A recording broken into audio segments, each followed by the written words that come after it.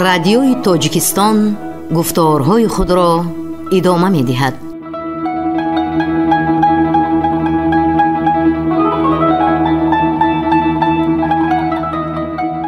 شنونده های عزیز، حالا سلسله گفتارها را از روی کتاب سیمومین یتیموف معلم من که در آن مجموعی مقاله ها وابسته به فعالیت آموزگاری معلمان مکتب های میانه و عالی که مؤلف خدمت آنها را در تربیه و تشکل جهانبینی علمی، معرفتناکی و بیدار کردن حس دانش اندوزی نورسان و جوانان زمان فوق‌العاده ارزشمند می شمارد گرد آورده شده اند. در قرائت هنرپیشه خلقی تاجیکستان آرتیق قادر به سمعتان می رسانیم.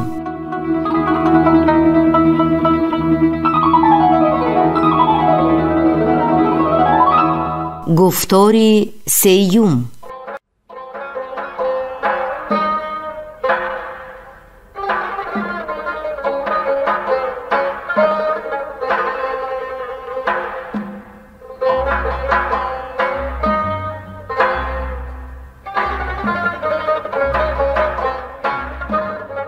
سخن ماند از ما همه یادگار.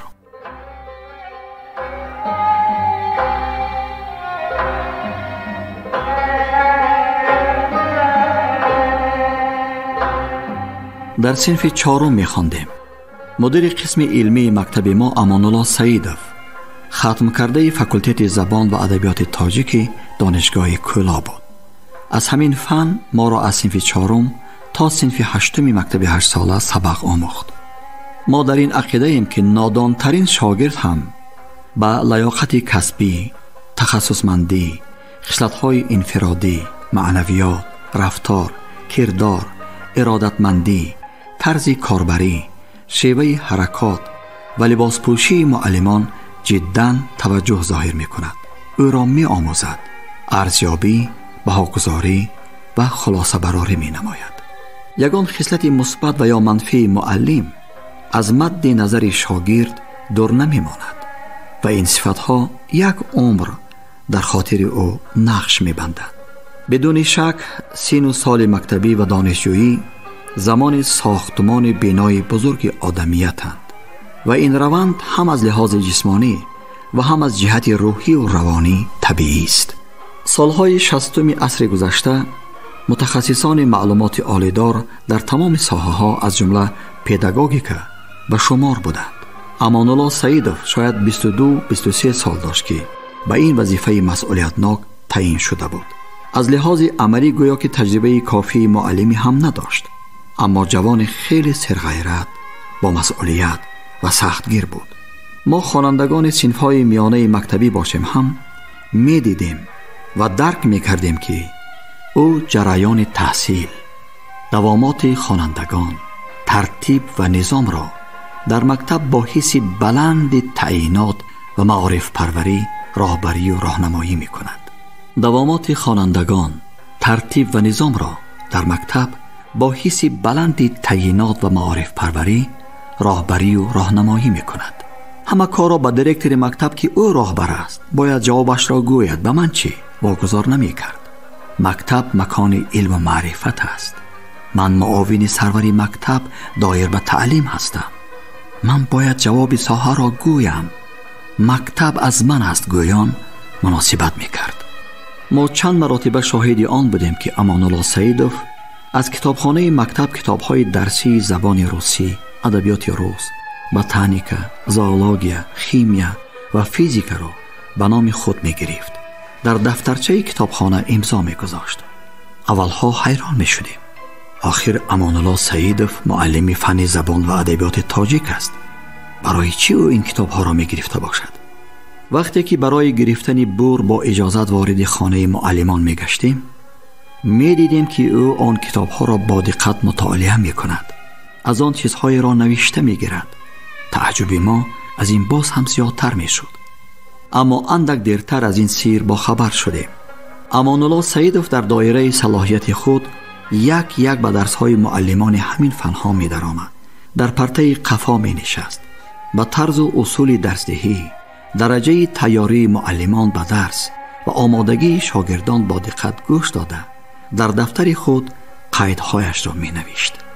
بعداً به ما طلبگان کنجکاو از هر سمت خبر می رسید که امان الله سیدوف تحلیل درس های معلمان را خیلی تخصصمندانه گذرانیده توانسته است که کمبودی های آنها را آشکار و به معلمان اختصاص های گوناگون مصلحت های مفید دهد.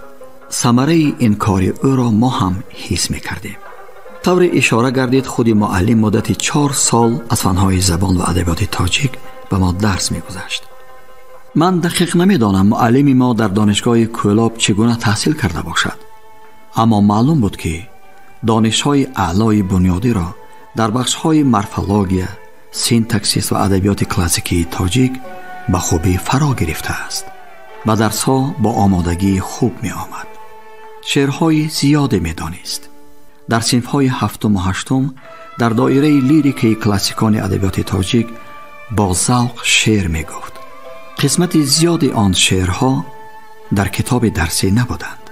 خود معلم بغیر از مواد درسی سندهای بدیعی را تحلیل و تفسیر نموده، پارچه های نظمی را استادانه از یاد می گفت. برای مثال صنعت بدیعی سوال و جواب را در نظم عصر 10 تحلیل کرده. همچون نمونه این شعر مشهور سردفتر ادبیات کلاسیکی تاجیک ابو عبدالله رودکی را با مهارت بلند می خواند.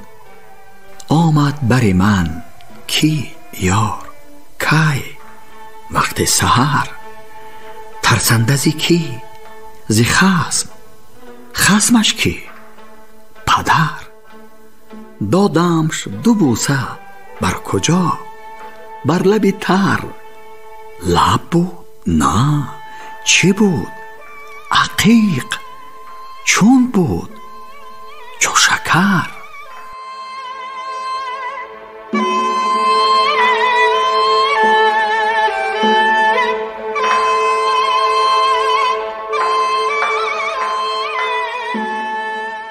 معلم امان الله سیدوف متخصص بهترین شناخت صنعت عروض بود. در تخته صنف ظرفیت، امکانات، توانمندی و نازکی های هجایی این وزن مرکب را استادانه به قلم می داد. به سادگی می فهماند. او می توانید شخصیت با فرهنگ و ملت دوست بودن خود را توسط دانش های عمقی خود در ساحه تاریخ، ادبیات و صنعت ملت تاجیک نمایش دهد.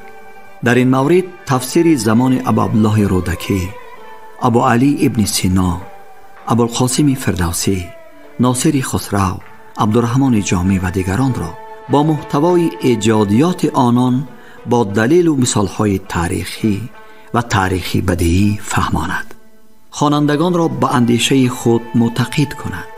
ریشه تعصب و خرافات را در میانه شاگردانی که به هر سبب در علم و معرفت و امکانات انسانی هنوز دانش و ملکه قوی نداشتند ضعیف گرداند، زیر شبهه گذارد.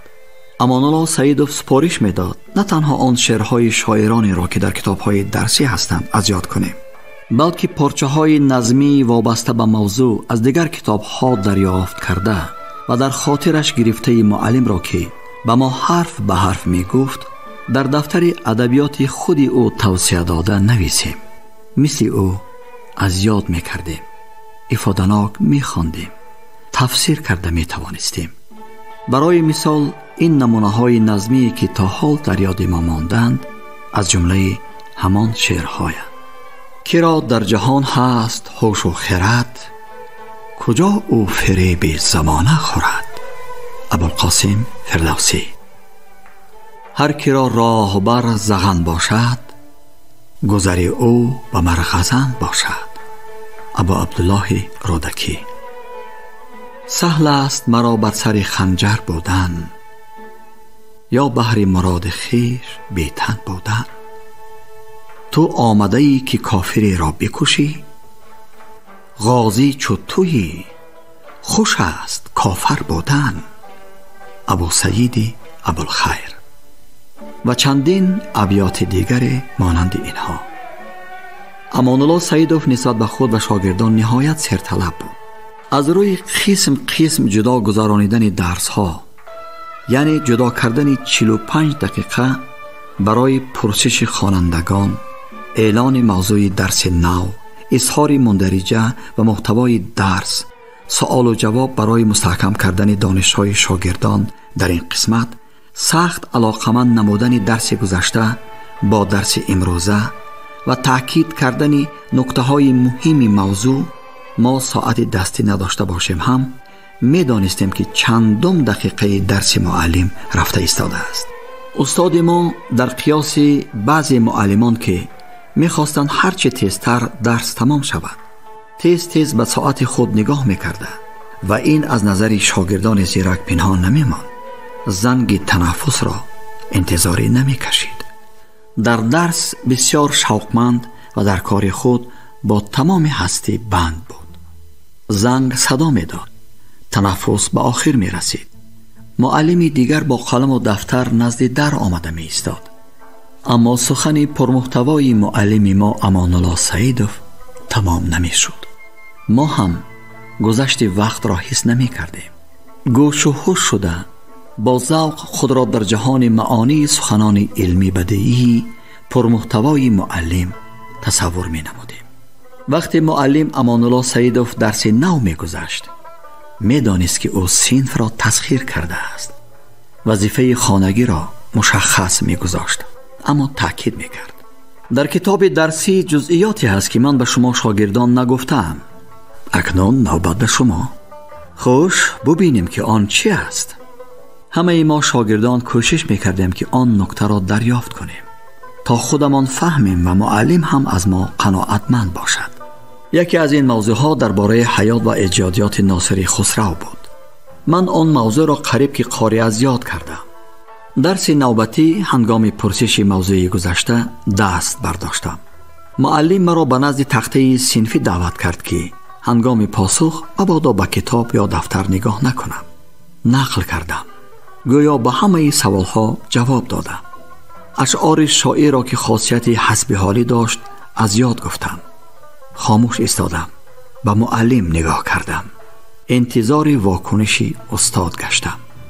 نغز به درس تیاری خوب دیده ای. من میخواستم به کوشش تو بهای سزاوار دهم، اما افسوس یک لحظه را که من در درس گذشته نگفته بودم صرف نظر کرده ای. موضوع را باید خوبتر میخواندی. اگر میگفتی جوابهایت پره میشد. ابراز داشت استاد. نمیدانم، شاید تمام قوه فکری خود را سرجمع و سفربر کرده باشم که یک باره با هیجان یک نکته را به یاد آوردم. سخن مربوط به منزلت علمی و ادبی صاحب قران تفکر فلسفی زمان از زبان خود شاعر صدا می داد. آن افکار را با نطق عیناً نقل شده همچون اقتباس به طرز افاده‌ناک اعلان داشتم. کم می دیدم که معلم امان الله سعیدوف احساس خوشحالی و قناعتمندیش را از پاسخ شاگردان به طور آشکارا نشان دهند. اما این دفعه خرسندی خود را پنهان کردن نخواست. تبسم کرد و به من رفته روزنامه را بیار گفت. امان الله سعیدوف شخص ایجادکار بود. حسن خط خوب داشت. در روزنامه های مرکزی و محلی مقاله ها می نوشت. ما را هم به این کار تشویق می کرد. حکمت تا مرد سخن نگفته باشد را دوست می داشت. به نطق شفاهی و خطی شاگردان توجه مخصوص ظاهر می کرد. تیز تیز از شاگردان دیکتن و نقل خطی می گرفت. آن را با دقت و زحمت می سنجید. سرخ می کرد. بهای عادلانه می داد. سختگیری معلم امان الله سعیدوف به جبر مانند بود. اما این جبر او برای ما بهتر از مهر استادانی بود که درباره‌شان خاطرات نمانده است. بیهوده نگفتند جبر استاد به از مهر پدر.